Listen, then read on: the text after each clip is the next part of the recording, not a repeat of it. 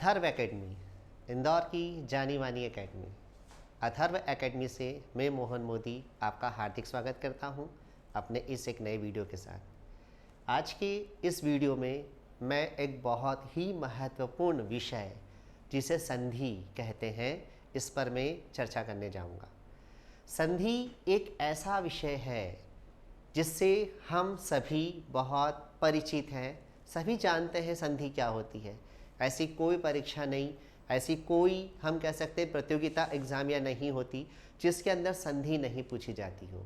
हिंदी का अगर कोई प्रश्न पत्र है तो उसमें संधि सबसे पहले पूछी जाती है।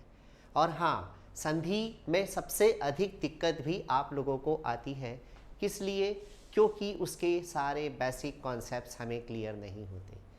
बेसिक कॉन्सेप्ट्स क्या है, इसके कितने प्रकार की होती है, कैसे इसके नियम होते हैं, कैसे विग्रह करते हैं, इन सभी चीज़ों पर हम लोग बात करते हैं आज के लेक्चर में संधि के अंतर्गत। तो ठीक है, ज़्यादा समय ना खींचते हुए मैं आपसे संधि के बारे में बात करना चाहता हूँ। संधि क्या होती है? जैसा कि आप लोग जानते हैं संधि की परिभाषा क्या होती है। अगर मैं कहूँ तो आप शायद सभी जवाब दे देंगे कि संधि की परिभाषा क्या होती है, क्योंकि संधि हमने बचपन से पढ़ी है। हमारे स्कूल टीचर्स ने हमें संधि की परिभाषाएं रटा दी है।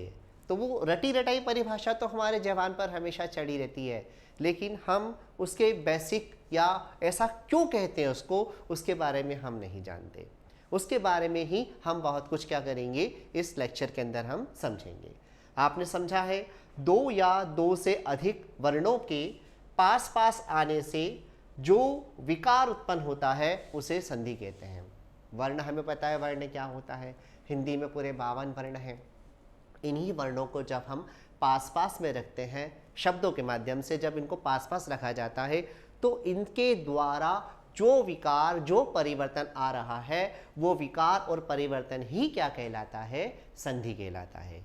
खास करके ये जो मैं आपको लेक्चर संधि के बारे में बता रहा हूँ, ये पीएससी और वनडे एग्ज़ाम, पीएससी और आगे जितने भी इस प्रकार के एग्ज़ाम्स हैं उसमें आपके लिए काफ़ी बेनिफिशियल रहेंगे, काफ़ी आपको इसका फ़ायदा होगा। तो आप बहुत ध्यान से देखिएगा संधि के बारे में कि संधि में मैं आपको क्या समझा रहा हूँ।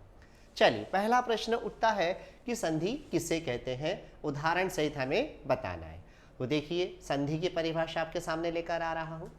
दो या अधिक वर्णों के पास पास आने के परिणाम स्वरूप जो विकार उत्पन्न होता है उसे हम क्या कहते हैं? संधि कहते हैं। ठीक है, क्या बात कर रहे हैं हम लोग? दो या दो से अधिक वर्णों के पास पास आने के परिणाम स्वरूप जो विकार उत्पन्न होता है उसे संधि कहा जाता है।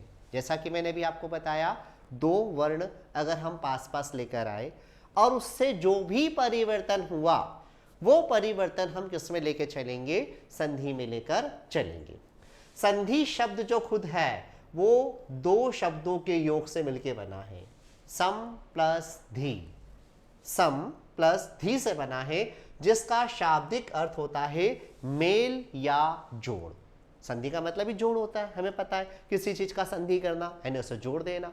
ठीक है, तो संधि का शब्द जो है दो शब्दों से मिलकर बना है, सम प्लस धी, जिसका अर्थ होता है मेल करना, मिला देना या जोड़ना।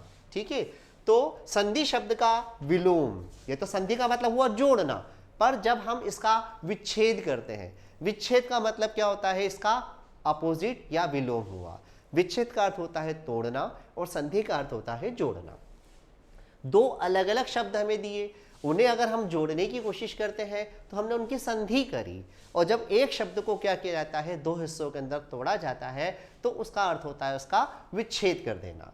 तो संधि शब्द का विलोम क्या होता है? विग्रह या विच्छेद होता है। दो वर्णों के पास पास में आए, दो वर्णों को हम पास पास में लेकर आए, उससे जो विकार उत्पन्न नहीं हो तो संधि नहीं बनती। ये भी याद रखना, संधि और संयोग, सारे शब्दों की संधि नहीं बनती, कुछ शब्द इसमें संयोग भी होते हैं। फॉर एग्जाम्पल, जैसा कि मैं आपके सामने यहीं पर एक उदाहरण देके बता रहा हूं, ध्यान से देखिए। ये मैंने आपके सामने लिखा यहाँ पर विद्या प्लस आलय। ठीक है, विद्या प्लस आलय मैंने एक शब्द आपके सामने लिखा। यहाँ पर क्या है? आ, और ये भी क्या है? आ। अब ये वाला आ और ये वाला आ दोनों मिलकर क्या बना रहे हैं, आ की मात्रा। मतलब विद्या प्लस आले से क्या बन रहा है, विद्यालय। ये आ और ये आ मिलकर आ बना रहे हैं, तो दो आ के मिलने से भी आ बन रहा है, मतलब वर्ण का परिवर्तन हो रहा है, ये संधि कहलाता है। लेकिन जिसके पास पास में शब्द लेकर आ गए हो, लेकिन फिर भी उनको पास पास रखने से कोई जोड़ नहीं हुआ, ठीक है, कोई इसमें परिवर्तन देखने को नहीं मिला, तो उस दशा में उसे हम संधि नहीं संयोग कहेंगे। कैसे, मान लीजिए एक शब्द आपके सामने लिखा है यहाँ पर, पाठ प्लस शाला। अब पाठ प्लस शाला ये शब्द आपके सामने जो लिखा गया है, इस पे ध्यान दीजिएगा। पाठ प्लस शाला लिखने के बाद क्या बन गया, ये पाठशाला ही कहलाएगा, ये कोई और नहीं बन जाएगा, कोई परिवर्तन नहीं है। पाठ भी है, शाला भी, दोनों को पास पास रख दिया, पास पास रख दिया, दो शब्द पास पास आ भी गए, आने के बाद भी कोई परिवर्तन नहीं हुआ, तो इस दशा में ये संधि नहीं है, ये संयोग कहलाता है। जबकि यहाँ पर विद्या प्लस आलय को मिलाकर हमने क्या बनाया था, विद्यालय बनाया था। तो यहाँ पर ये आ जो है वो हट गया था, और आ यहाँ का आ हटकर क्या बना रहा था, आ की मात्रा बना रहा था। तो यहाँ परिवर्तन देखने को मिला, इसलिए हम इसे क्या कहेंगे, संधि कहेंगे। तो याद रखिएगा, संधि और संयोग में अंतर है। कहने को तो आपको लगता है कि इसमें भी तोड़ना है और जोड़ना है, ठीक है, संधि में भी जोड़ा जाता है, संयोग में भी जोड़ा जाता है, बट अंतर समझ में आई गया आपको कि संधि में हमेशा परिवर्तन होगा, जोड़ते समय भी और तोड़ते समय भी, जबकि संयोग में कोई परिवर्तन नहीं होगा। पाठशाला को तोड़ोगे तो पाठ प्लस शाला ही टूटेगा, वो दो शब्द अलग अलग हो गए, कोई परिवर्तन देखने को नहीं मिला। इसी तरह से आपने इनको जोड़ा, पाठ प्लस शाला को जोड़ते समय में भी पाठशाला बन गया, लेकिन कोई परिवर्तन नहीं हुआ, इस तरह से ये संयोग कहलाया। तो संधि में दो या दो से अधिक वर्णों का योग जो है हम 6 प्रकार से कर सकते हैं। कौन से 6 प्रकार हैं वो मैं आपके सामने बता रहा हूं। 6 प्रकार से हम क्या करते हैं, इसमें संधि के अंदर योग करते हैं। 6 प्रकार से हम इसमें शब्दों को जोड़ना तोड़ना जो भी करना है हमें, उसमें 6 तरह से हम इसको कर सकते हैं। देखिए, पहले शब्द के लास्ट में स्वर हो, दूसरे शब्द की शुरुआत भी किससे हो, स्वर से हो। पहले शब्द के लास्ट में क्या लग रहा हो, यहां पर स्वर लग रहा हो, ध्यान दीजिएगा। ये पहले शब्द के आखिरी में स्वर हो और दूसरे शब्द की शुरुआत भी किससे की, हमने स्वर से की। जब स्वर और स्वर आपस में मिलते हैं तो हमेशा याद रखेंगे हम, स्वर संधि बनती है, ठीक है। जैसे कि मैंने लिखा यहाँ पर विद्या, ठीक है, प्लस आलय। अभी आपके सामने एग्जाम्पल लिखा था मैंने विद्या प्लस आलय का। ये भी क्या है, आ की मात्रा आपकी स्वर है, यह भी आ की मात्रा स्वर है। इन दोनों के मिलने से बन गया हमारा शब्द विद्यालय। जो परिवर्तन मिला वो भी स्वर के रूप में मिला, इसलिए उदाहरण किसका हुआ, स्वर संधि का हुआ। मतलब ये जो आपका है ये पहले शब्द का लास्ट है, और ये जो है आपके दूसरे शब्द की शुरुआत है। पहले शब्द के लास्ट में स्वर हो, दूसरे शब्द की शुरुआत स्वर से हो, तो दोनों के मिलने से जो परिवर्तन होगा वो स्वर संधि में देखने को मिलेगा, मतलब स्वर ही होगा। फिर एक परिवर्तन हमारा इस प्रकार से भी हो सकता है, कैसे, देखिए बता रहा हूं, ध्यान दें। मान लीजिए पहले शब्द के लास्ट में क्या है, स्वर है, जबकि दूसरे शब्द की शुरुआत किससे हो रही है, व्यंजन से हो रही है। यानी पहले शब्द के लास्ट में स्वर और दूसरे शब्द की शुरुआत व्यंजन से हो, तो उस कंडीशन में क्या हो जाएगा, व्यंजन संधि बन जाएगी, ठीक है। मतलब व्यंजन के रूप में क्या हो गया, परिवर्तन देखने को मिल रहा है, तो वो व्यंजन संधि में होगा। या फिर एक व्यंजन हो पहले शब्द के लास्ट में और दूसरे शब्द की शुरुआत स्वर से हो, तो भी व्यंजन के रूप में परिवर्तन देखने को मिलेगा। फिर या तो दोनों व्यंजन हो, पहले शब्द का लास्ट भी व्यंजन हो, दूसरे शब्द की शुरुआत भी व्यंजन हो, उस दशा में भी क्या बनेगा, व्यंजन संधि बनेगी। 3 केस में क्या बनती है, व्यंजन संधि, जबकि स्वर संधि बनती है हमेशा एक केस में, कि दोनों ही कंडीशन में पहले शब्द के लास्ट में भी और दूसरे शब्द की शुरुआत में भी क्या होना चाहिए, स्वर होना चाहिए। उस दशा में स्वर संधि। कहीं पर भी एक जगह व्यंजन हो, चाहे पहले शब्द के लास्ट में हो, चाहे दूसरे शब्द की शुरुआत में हो, या दोनों ही जगह व्यंजन हो, तो उनमें से अगर ऐसा कुछ भी हो रहा हो तो परिवर्तन जो देखने को मिलेगा वो व्यंजन संधि के रूप में देखने को मिलेगा। विसर्ग संधि, याद रखिए, विसर्ग संधि का परिवर्तन कैसे होगा, जब पहले शब्द के लास्ट में विसर्ग हो। पहले शब्द के लास्ट में विसर्ग मतलब जैसे मैंने लिख दिया यहाँ पर मनः प्लस हर से क्या बन गया आपका, यहाँ पर शब्द बन गया मनोहर। तो पहले शब्द के लास्ट में क्या है आपका, विसर्ग आपको देखने को मिल रहा। जब पहले शब्द के लास्ट में विसर्ग हो, दूसरे शब्द की शुरुआत में स्वर हो, तो इस प्रकार का परिवर्तन जो मिलेगा वो परिवर्तन किसके रूप में मिलेगा आपको? विसर्ग संधि के रूप में। हमेशा याद रखो विसर्ग जो होगा वो पहले शब्द के लास्ट में ही मिलेगा विसर्ग संधि में। तो विसर्ग संधि में जो पहले शब्द के लास्ट में विसर्ग मिल रहा है वो विसर्ग पहले शब्द के लास्ट में, दूसरे शब्द की शुरुआत स्वर से, विसर्ग पहले शब्द के लास्ट में और व्यंजन की जो है वो दूसरे शब्द की शुरुआत में हो, तो दोनों ही दशा में विसर्ग आपका पहले शब्द के लास्ट में होगा, चाहे दूसरे शब्द की शुरुआत स्वर से हो या दूसरे शब्द की शुरुआत व्यंजन से हो, दोनों ही दशा में क्या बनेगी? वो व्यंजन संधि, विसर्ग संधि बनेगी। तो मैंने देखा कि आप स्वर संधि बनाने का एक लॉजिक, फिर व्यंजन संधि बनाने के 3 लॉजिक, जबकि विसर्ग संधि बनाने के हमारे पास 2 लॉजिक। इस प्रकार से पूरी संधि, चाहे वो स्वर संधि हो, व्यंजन संधि हो या विसर्ग संधि हो, ये तीनों प्रकार की संधियां जो है 6 तरीके से क्या होते हैं हम लोग बना सकते हैं। चलिए अब हम आगे बात कर रहे हैं हमारी संधि के भेदों के बारे में। जैसा कि अभी आपको पता चल ही गया कि संधि जो होती है वो 3 प्रकार की हुई, क्योंकि हमने 6 प्रकार देखे तो उसमें 3 प्रकार की संधियां देखी हैं। कौन कौन से 3 प्रकार की संधियां हुई हमारी? सबसे पहली बात स्वर संधि, व्यंजन संधि, विसर्ग संधि। अब देखकर समझ में आता है कि स्वर के माध्यम से होने वाला परिवर्तन स्वर संधि में आएगा, व्यंजनों के माध्यम से होने वाला परिवर्तन व्यंजन संधि में आएगा, जबकि विसर्ग के माध्यम से होने वाला परिवर्तन विसर्ग संधि में रखा जाता है। चलिए बढ़ते हैं आगे। अब बात करते हैं हम लोग कि स्वर संधि किसे कहते हैं। देखिए स्वर संधि, जैसा कि नाम से समझ में आ रहा, स्वरों के माध्यम से होने वाला परिवर्तन स्वर संधि में आता है। देखिए स्वर के साथ स्वर का योग, अभी आपको मैंने बताया 6 कंडीशंस। 6 कंडीशन में सबसे पहली कंडीशन जो थी वो स्वर संधि बनाने की थी। क्या था उसमें? स्वर के साथ स्वर का परिवर्तन, मतलब पहले शब्द के लास्ट में भी स्वर हो और दूसरे शब्द की शुरुआत में भी स्वर हो। स्वर के साथ स्वर का परिवर्तन जब होता है तो उस दशा में इसे हम क्या कहते हैं? स्वर संधि कहते हैं।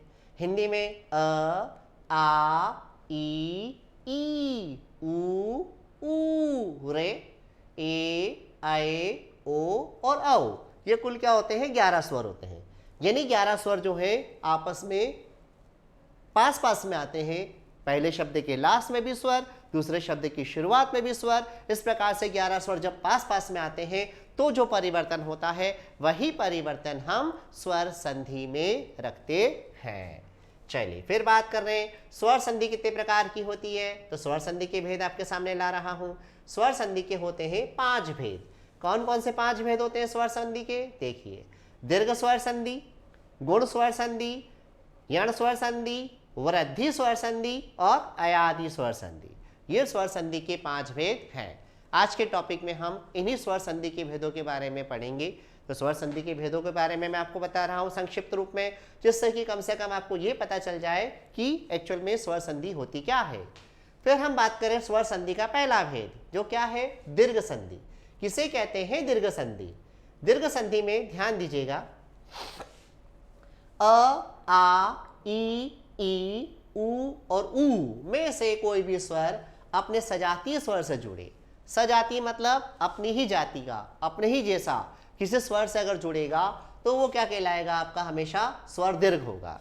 जब 2 एक जैसे स्वर जुड़ते हैं, अ के साथ आ जुड़े, आ के साथ अ जुड़े, है ना, कुछ भी जुड़े, अ के साथ अ, एक जैसे जाति के हुए, ये आपस में जब जुड़ते हैं, अ के साथ अ के साथ आ के साथ अ और आ के साथ आ, 4 कंडीशन हो गई। तो जब इस प्रकार का परिवर्तन होता है तो हमेशा हमें क्या मिलेगा? जो परिवर्तन मिलेगा वो आ की मात्रा के रूप में मिलेगा। तो वो भी क्या हुआ? आपका दीर्घ स्वर संधि हुआ। ऐसे ही 4 प्रकार से हम ई को जोड़ सकते हैं। कैसे 4 प्रकार से? देखिए आपको मैं यही बता रहा हूं, ये देखिए आप 4 प्रकार से कैसे। अ के साथ अ जुड़ा तो आ बनेगा। ये जो है पहले शब्द का लास्ट है, प्लस के बाद जो लिखा है वो दूसरे शब्द की शुरुआत है, ये याद रखिएगा। अ के साथ अ जुड़ा तो भी आ मिला, अ के साथ आ जुड़ा तो भी आ मिला, आ के साथ आ जुड़ा तो भी आ मिला और आ के साथ आ जुड़ा तो भी आ मिला। ठीक है, अब आ आम का बनाने की 4 कंडीशन हो गई। ऐसे ही ई ईख का बनाने के लिए, बड़ी ई बनाने की भी 4 कंडीशन। छोटी के साथ छोटी ई जुड़ी तो बड़ी ई बनी, छोटी के साथ बड़ी ई जुड़ी तो बड़ी ई बनी, बड़ी ई के साथ छोटी ई जुड़ी तो बड़ी ई बनी, और बड़ी ई और बड़ी ई दोनों जुड़ी, मतलब पहले शब्द के लास्ट में भी बड़ी ई हो और दूसरे शब्द की शुरुआत में भी बड़ी ई हो तो भी क्या बनेगा आपका बड़ी ई। मतलब मेन शब्द में आपको बड़ी ई की मात्रा आएगी। बड़ी की मात्रा अगर मेन शब्द में आ रही है तो ये 4 कंडीशन हो सकती है। तो ये 4 कंडीशन से भी क्या बनता है आपका दीर्घ स्वर संधि बनता है। दीर्घ स्वर संधि में 3 तरह की चीजें बन रही हैं, एक आ बन रहा है, एक बड़ी ई बन रही है और ये बड़ा ऊ बन रहा है। बड़ा ऊ बनने का लॉजिक भी वही है जो आ और ई का लॉजिक था। ऊ के साथ ऊ जुड़ा तो बड़ा ऊ आया, इस ऊ के साथ बड़ा ऊ जुड़ा तो बड़ा ऊ आया, बड़े ऊ के साथ छोटा ऊ जुड़ा तो बड़ा ऊ आया, और बड़े ऊ के साथ बड़ा ऊ जुड़ा तो भी बड़ा ऊ आया। इस प्रकार से हम देख रहे हैं कि इसमें दीर्घ स्वर मिलते हैं हमको। 11 स्वर हमने देखे। 11 स्वर में से कौन से 11 स्वर में से देखिए, एक तो आ, बड़ी ई और बड़ा ऊ। ठीक है, ये जो आपके 3 स्वर हैं, ये 3 स्वर जहां बन जाते हैं, 3 स्वर आपको मेन शब्द में जहां बनते हैं, यानी आपके मेन शब्द में आ की मात्रा आ जावे, मेन शब्द में बड़ी ई की मात्रा आ जावे या बड़े ऊ की मात्रा आ जावे, तो वो शब्द आपका दीर्घ स्वर संधि का उदाहरण हो सकता है। और उनके बनाने के 4 लॉजिक्स हैं। आ बनाने के 4 तरीके देखे, बड़ी ई बनाने के 4 तरीके देखे, बड़ा ऊ बनाने के 4 तरीके हमने देखे। इस प्रकार से हम क्या कर सकते हैं, इनका निर्माण कर सकते हैं। तो आ, बड़ी ई और बड़ा ऊ जब बनते हैं तो वो दीर्घ स्वर संधि के अंतर्गत आते हैं। चलिए आगे बढ़ते हैं हम लोग। फिर अब हम सबसे पहले ये 12 जो मैंने आपको तरीके बताए, इन्हीं 12 तरीकों को हम अलग अलग प्रकार से समझ रहे हैं दीर्घ स्वर संधि के अंतर्गत। पहला तरीका क्या था, अ के साथ अ मिले तो आ, मतलब जब पहले शब्द के आखिरी में अ हो, अ मतलब बिना मात्रा का कोई वर्ण हो पहले शब्द के लास्ट में, दूसरे शब्द की शुरुआत अ के अक्षर से हो तो आपको आ मिलेगा, मतलब मेन शब्द में आ आएगा ही आएगा। तो इसे हम दीर्घ स्वर संधि के अंतर्गत रखेंगे। जो अभी आपको मैंने 12 तरीके बताए उसमें आ बनाने का ये पहला तरीका है। अब इसके बेस पर हम कौन सा उदाहरण रख सकते हैं, देखिए इसके बेस पर उदाहरण, अ के साथ अ मिला तो आ, अधिक प्लस अंश, अधिक, जब हम बात किसकी कर रहे हैं यहाँ पर, अधिक। देखिए ध्यान से, ये है आपका क में से क्या निकाला आपने, अ निकाला, और ये क्या है आपका अ ऑलरेडी है ना। अभी मैंने आपको यही तो बताया, पहले शब्द के लास्ट में क्या होना चाहिए, पहले शब्द के लास्ट में देखो ये वाला अ, ये वाला अ आपका ये रहा और ये वाला अ आपका ये रहा। आप देख रहे हो, समझ रहे हो इस बात को। पहले शब्द के लास्ट में अ हो मतलब बिना मात्रा का कोई अक्षर हो, दूसरे शब्द की शुरुआत हमारी अ से हो, इन दोनों के मिल जाने से क्या बनना चाहिए हमारे पास, आ की मात्रा बनना चाहिए। मतलब हमारे मेन शब्द में क्या आना चाहिए, ये अधिक और अंश, इन दो के अ के मिल जाने से क्या लगना है आपको, आ की मात्रा। इन दोनों को लोप कर देंगे, ये दोनों हट जाएंगे, ये दोनों हट जाएंगे और क्या मिलेगा आपको, आ मिलेगा। मतलब इन दोनों को हटाकर क्या कर देना है, इन दोनों को हटाकर, क को नहीं हटा रहे, क में से निकला हुआ अ हटाया और ये वाला अ हटाया। ठीक है, देखो मैं आपको और क्लियर बताता हूं इस लॉजिक को कैसे किया गया है, कैसे मिलाया गया है। ये है आपका अधिक, ये है आपका अंश। ठीक है, इस वाले में से हमने क्या निकाला, अ बाहर कर दिया। अब इस वाले में से अ बाहर कर दिया, दो अ मिलकर क्या बना रहे हैं, यहाँ पर आ बना रहे हैं। अब कंडीशन क्या हो जाएगी, जो हम ये बाहर निकाल तो रहे हैं, अब यहां रह जाएगा हमारा अ धी क, ये वाला क जो है वो आधा हो गया, क्योंकि इसमें से क्या कर दिया हमने, अ को बाहर कर दिया। अब अ और अ मिलकर क्या बना रहे हैं, आ बना रहे हैं। आ बना रहे हैं तो ये आ लग जाएगा और ये हट जाएगा, ये नहीं रहेगा कुछ। ठीक है, ये हट गया। अब अधि का ये ऊपर का बिंदु ऐसा कैसा रहेगा और श आपका जो है वो यहाँ लग जाएगा। इस तरह से आपका शब्द क्या बन गया, अधिकांश बन गया। अ और अ के परिवर्तन से ये वाली जो है ये आ की मात्रा यहाँ आई है, तो हम कह रहे हैं कि अ के योग से क्या बन रहा है, आ बन रहा है।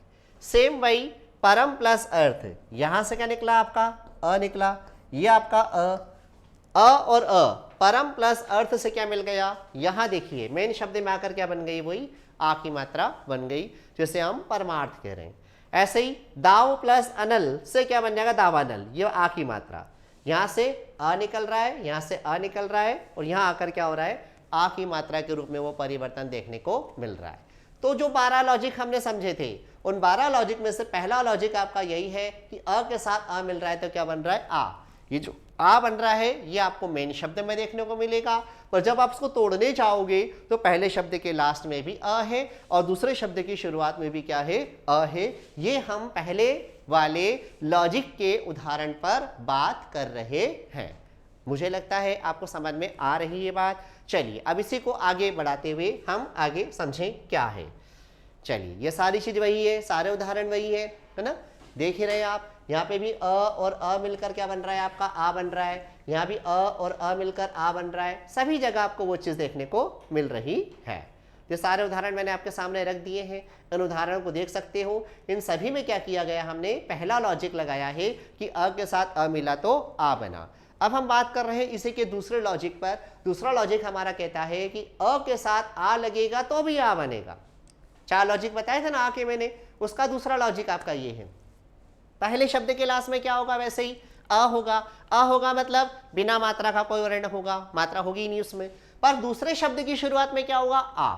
उनके आपस में मिलने से भी क्या बनना है आपके पास में, उनके आपस में मिलने से भी आपके पास क्या बनेगा, यहाँ पर आ बनेगा। मतलब आ की मात्रा आपके पास में आएगी ही आएगी। कैसे, समझे बात को।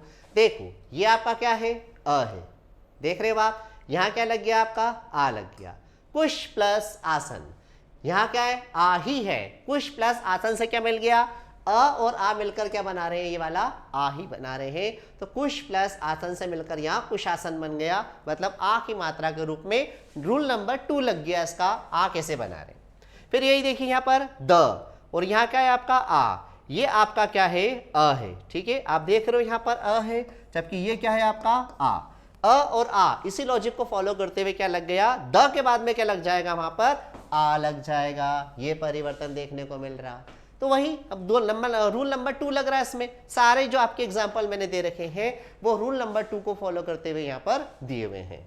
चलिए आई थिंक सो, मुझे लग रहा है कि आपको समझ में आ रही है बात। चलिए और आगे बढ़ाएं। सारे उदाहरण में देखिएगा आप, पहले शब्द के लास्ट में क्या मिल रहा है आपको, अ मिल रहा है, जबकि हर शब्द की शुरुआत यहाँ क्या हो रही है, आ से हो रही है। और यहाँ पर भी आ के रूप में क्या हो रहा है, इसका परिवर्तन देखने को हमें मिल रहा है। ये बहुत सारे उदाहरण मैंने प्रैक्टिस के लिए आपको दिए हैं। चलिए आ के लिए हम जब बात करें तो तीसरा लॉजिक आ का जो है वो बनता है, आ के साथ आ मिला तो आ बना। मतलब इस बार क्या है, पहले शब्द के लास्ट में भी आपको आ की मात्रा मिलेगी, और पहले शब्द के लास्ट में भी आ और दूसरे शब्द की शुरुआत में भी आ, और दोनों के मिलने से भी आ ही रहेगा। देख रहे हो आप, यहाँ पे कृपा में आ लग रहा है और ये आ मिल रहा है, ये दोनों मिलकर भी यहाँ पर कृपा ही आ ही है, मेन शब्द में आ मिल रहा है। यहां पर आ, यहां पर आ, तो यहां पर भी आ, यहां आ, तो यहां पर भी आ लग रहा है। मतलब ये दीर्घ स्वर संधि के आ को बनाने का क्या है, तीसरा नियम। उसके उदाहरण आपके सामने ला रहा हूं, ये आप देख रहे हो। तो ये सारे उदाहरण वही हैं। देखिए आ के साथ आ मिला तो आ ही बन रहा है, यहां भी आ है, यहां भी आ है, तो यहां भी आपका चिकित्सालय, चिकित्सालय मतलब ये रहा आ, यहां पर आ। ठीक है, आत्मा और आनंद, आ और आ मिलकर फिर आत्मानंद बना। सारे उदाहरण आपके इसी चीज को शो कर रहा है। ठीक है, चलिए आगे बढ़ते हैं हम। आ के नियम के अंतर्गत चौथा नियम जो था वो ये था कि पहले शब्द के लास्ट में क्या होगा, इस बार आ की मात्रा होगी, जबकि दूसरे शब्द की शुरुआत किससे होगी, अ से, यानी अ का अक्षर होगा। उस दशा में भी क्या कर देना है, मेन शब्द में आपको आ की मात्रा लगाना है। देख रहे हो यहां पर आ और अ मिलकर यहां क्या बना रहा है, आ बना रहा है। ये आ और ये अ मिलकर यहां पर आ लग रहा है। ठीक है, यहां पर आ और अ मिलकर यहां पर आ बना रहा है। ये सारे उदाहरण इसी को इंगित करता है। तो ये हमने देखे आ की मात्रा के 4 उदाहरण। बिल्कुल इसी लॉजिक पर बड़ी ई और बड़े ऊ के नियम को भी हम चलाएंगे। बड़ी ऊ की जो मात्रा है उसके भी 4 नियम वैसे आपके सामने ला चुका हूं, फिर भी उसके उदाहरण आपके को नहीं मिले थे, वो उदाहरण आपके सामने ला रहा हूं। क्या उदाहरण है, इस बार पहले शब्द के लास्ट में छोटी ई की मात्रा होगी और ई जो है वो दूसरे शब्द की शुरुआत में होगी। तो दोनों ई मिलकर आपको मेन शब्द में क्या लगा देना है, बड़ी ई की मात्रा आएगी। मेन शब्द में हमेशा बड़ी ई की मात्रा मिलना है इस बार, आप ये ध्यान रखिएगा। देख रहे हो आप, ये छोटी ई मिलकर यहाँ बड़ी ई आ गई, फिर ये छोटी ई मिलकर यहाँ बड़ी ई हो गई, ये छोटी ई मिलकर फिर यहाँ बड़ी ई हो गई, ये छोटी ई मिलकर यहाँ बड़ी हो गई। सारा लॉजिक इसके अंदर यही चल रहा है। ये हमारे ई के नियम का पहला लॉजिक था। अब ई के नियम का दूसरा लॉजिक हमारा क्या था कि जब पहले शब्द के लास्ट में छोटी ई हो और दूसरे शब्द की शुरुआत किससे हो, बड़ी ई का अक्षर से हो, तो भी मेन शब्द में क्या लगा देना है आपको, बड़ी ई। इस लॉजिक के एग्जांपल्स आपके सामने रख रहा हूं। ये रहा आपका छोटी ई, ये आपका बड़ी ई, दोनों मिलकर क्या बना रहा है, आपका बड़ी ई बना रहा है। ये छोटी ई, ये बड़ी ई मिलकर यहाँ बड़ी ई बना रहा है, ये छोटी ई, ये बड़ी ई मिलकर ये बड़ी ई बना रहा है। तो आप देख रहे हो ये सारे लॉजिक जो है उसी पर चल रहे हैं। इसी का अगला लॉजिक था कि पहले शब्द के लास्ट में बड़ी ई की मात्रा हो और दूसरे शब्द की शुरुआत किससे हो, छोटी ई के साथ हो, तो भी मेन शब्द में क्या जाना है आपका, बड़ी ई की मात्रा ही जाना है। देखिए क्या था, बड़ी ई के साथ छोटी ई, ये बड़ी ई के साथ छोटी ई मिलकर आपको क्या बना रहा है, बड़ी ई की मात्रा। बड़ी के साथ छोटी ई मिलकर आपको बड़ी की मात्रा बना रहा है।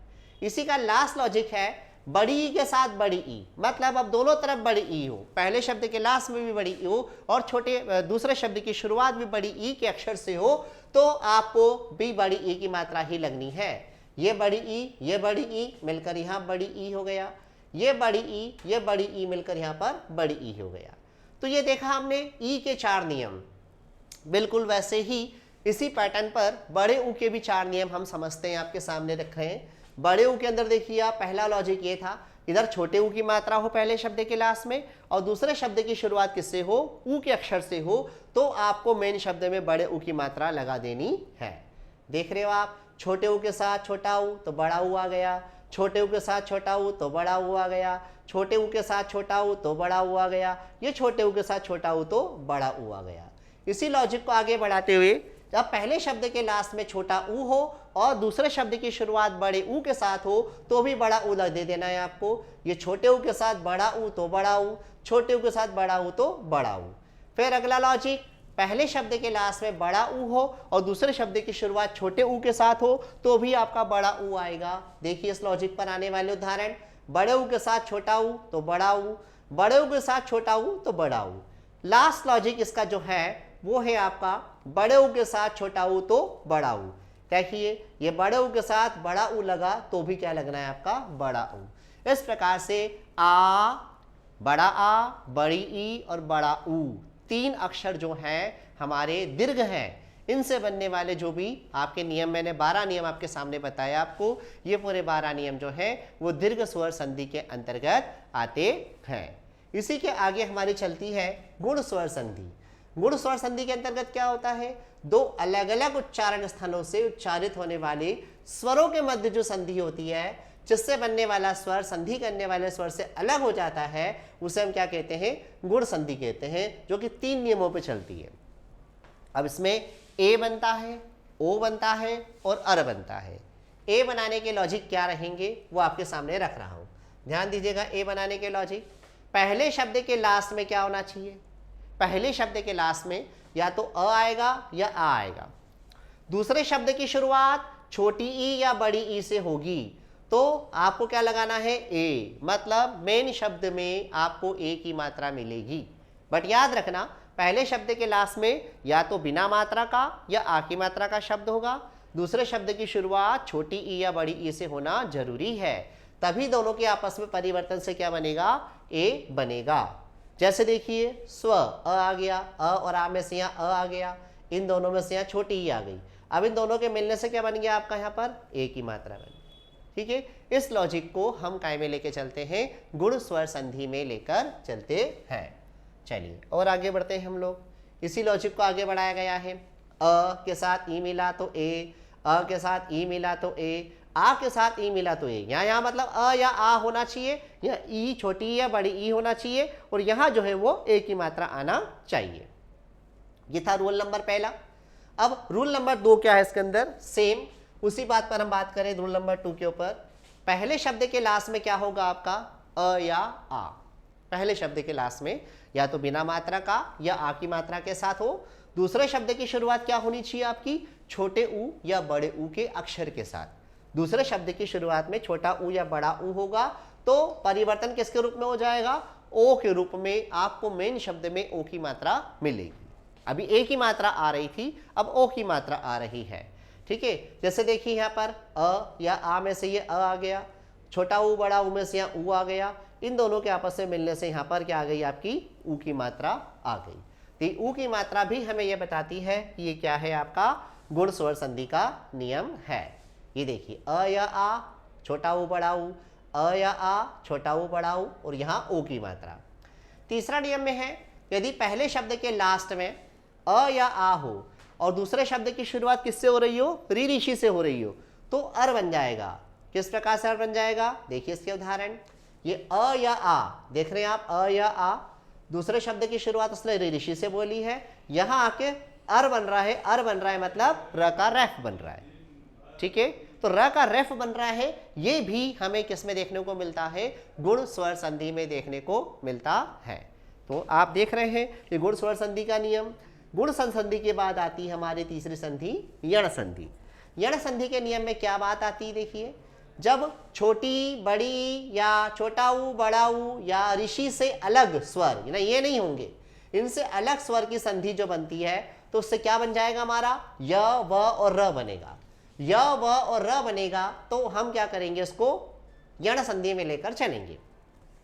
क्या नियम है इसका, छोटी ई या बड़ी ई की संधि अपने सजातीय स्वर के साथ मिलाई है ना, तो हम देखते हैं कि इनके बनने वाला जो स्वर होगा वह काय में बदल जाता है, य में बदल जाता है। य का नियम होगा, व का नियम होगा, र का नियम होगा। अब य के नियम में क्या होगा, ध्यान देने वाली बात, जैसे देखिए छोटी ई के साथ अ तो यहाँ पर ये बन गया, य बन गया। यहाँ पर छोटी ई के साथ अ तो यहाँ पर य आ रहा है। छोटी के साथ आ लग गया, यहाँ आ है तो यहाँ या हो जाएगा।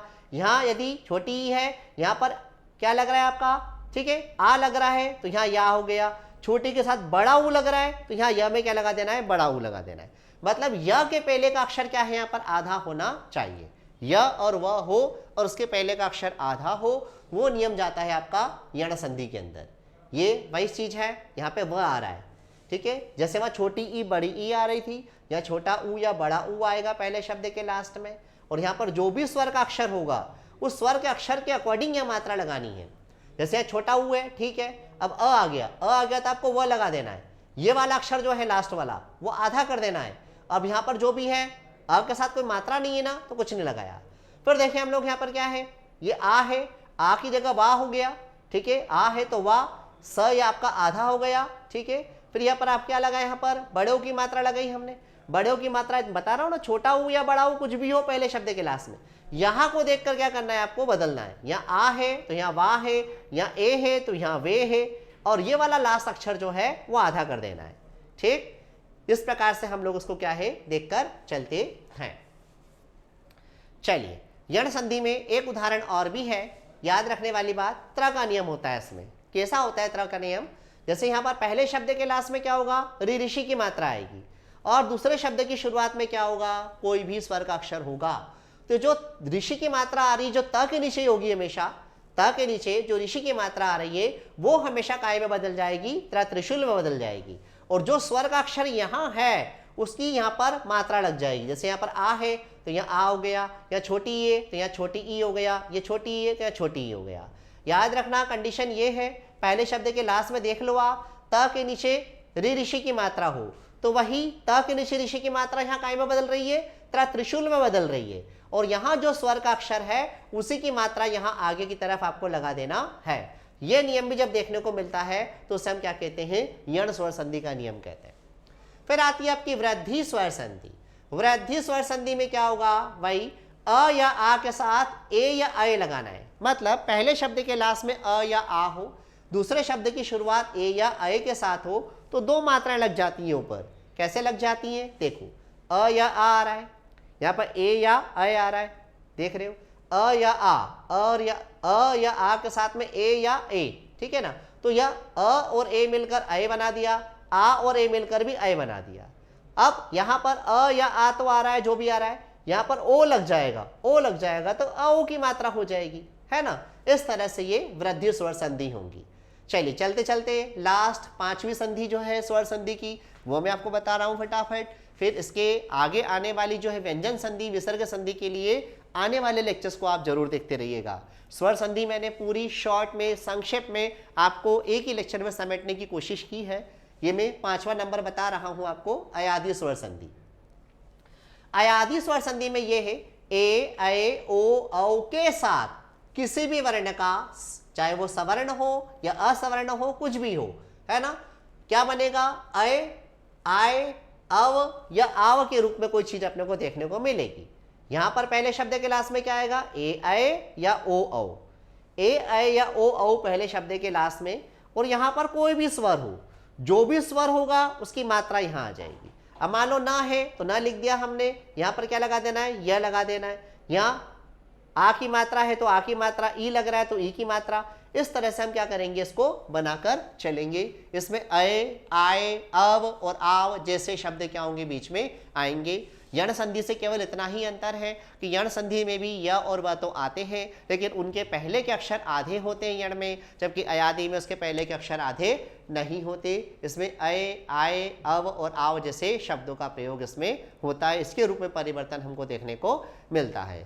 तो मैंने इस लेक्चर में स्वर संधि को, स्वर संधि के 5 प्रकारों को संक्षेप में आपके सामने लाने का प्रयास किया है।